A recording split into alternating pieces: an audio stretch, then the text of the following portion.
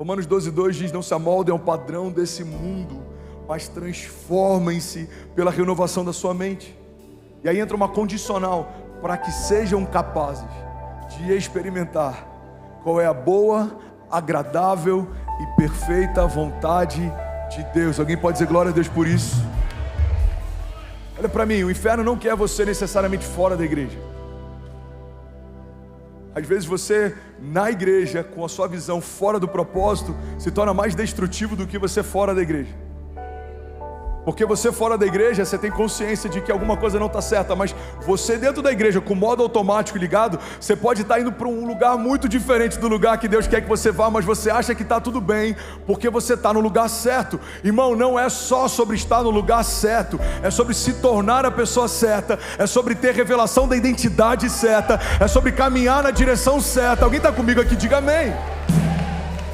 Cristão confuso, ele tem a capacidade de tornar o céu um inferno. Um cristão confuso, ele pode estar em meio a uma abundância de Deus e não ser abundante. Ele pode estar em meio à plenitude de Deus e não viver vida plena. Ele pode estar em meio às riquezas de Deus e não viver a transbordo. Irmão, não é sobre estar no lugar, é sobre se tornar. É sobre se tornar. Está comigo? Diga amém. Sobre se tornar. Eu não lembro se foi aqui no púlpito que alguém falou essa semana, ou se foi na mesa, eu achei tão poderoso, sobre os extremos. O Espírito leva Jesus ao deserto, Satanás leva Jesus às alturas, para tentá-lo. Nem sempre quem quer te levar a lugares altos está apontando para o teu propósito. A Bíblia diz que depois dele ser batizado, o que acontece? O Espírito leva Jesus ao deserto.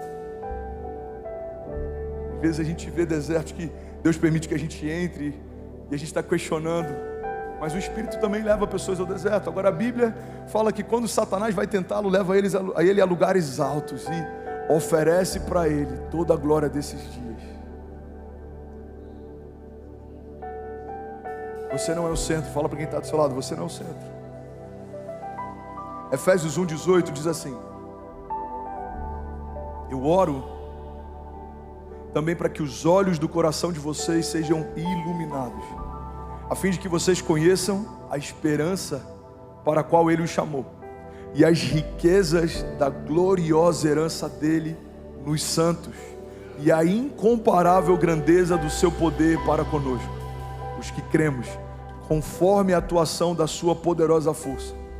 Esse poder Ele exerceu em Cristo, ressuscitando dos mortos e fazendo assentar-se à sua direita nas regiões celestiais, muito acima de todo governo e de autoridade e de todo poder e domínio e de todo nome que se possa mencionar, não somente para essa era, mas também para a era que há de vir. Deus colocou todas as coisas debaixo dos seus pés e o designou cabeça de todas as coisas para a igreja, que é o seu corpo, a plenitude daquele que enche todas as coisas em toda e em qualquer circunstância. Alguém pode dizer glória a Deus por isso? Aleluia. Se for para Jesus, você pode aplaudir mais forte. Aleluia.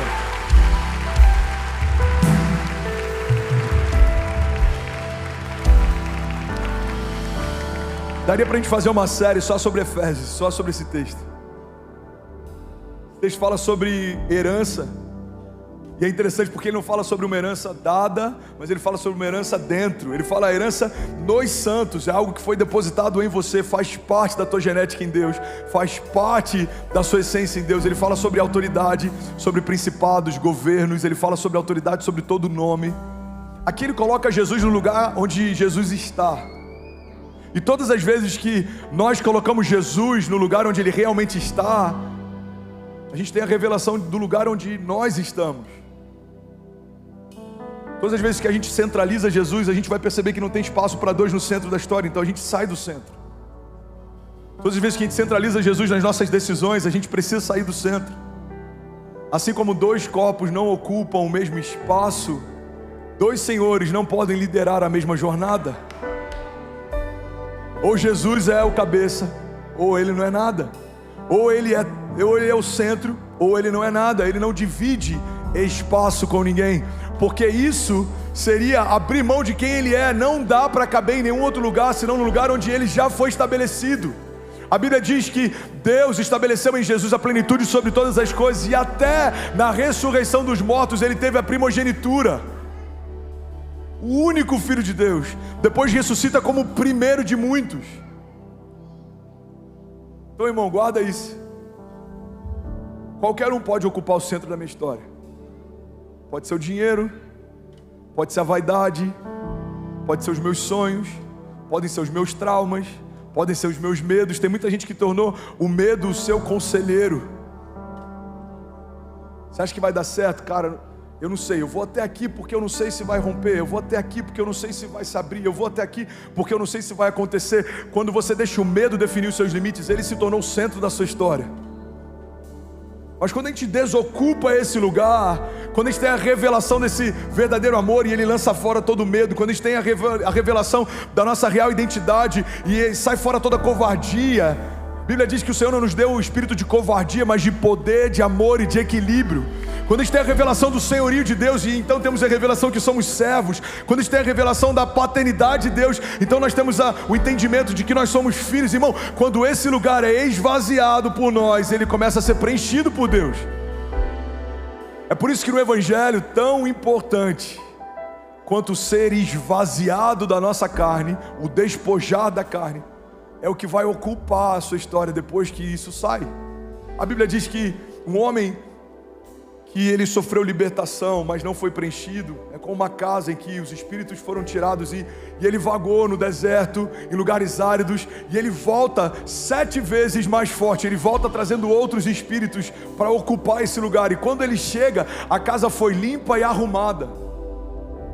Vocês estão comigo ainda? O que a Bíblia está dizendo, irmão, é que o Evangelho, a graça do Evangelho, a graça do novo começo, a graça da salvação, não é só sobre Deus esvaziar a porção do inferno que havia em nós, Deus esvaziar a porção de mentiras que havia em nós, Deus esvaziar a porção de traumas que havia em nós. Não é só sobre um lugar vazio, é sobre agora as realidades do reino de Deus ocuparem e preencherem o nosso interior. Então, onde havia mentira, agora a verdade de Deus. Onde havia morte, agora a vida de Deus. Onde havia medo, agora a ousadia de Deus. Onde havia incredulidade, agora a fé do tipo de Deus. Onde havia cativeiro, agora a liberdade de Deus. Alguém está comigo aqui, pelo amor de Deus?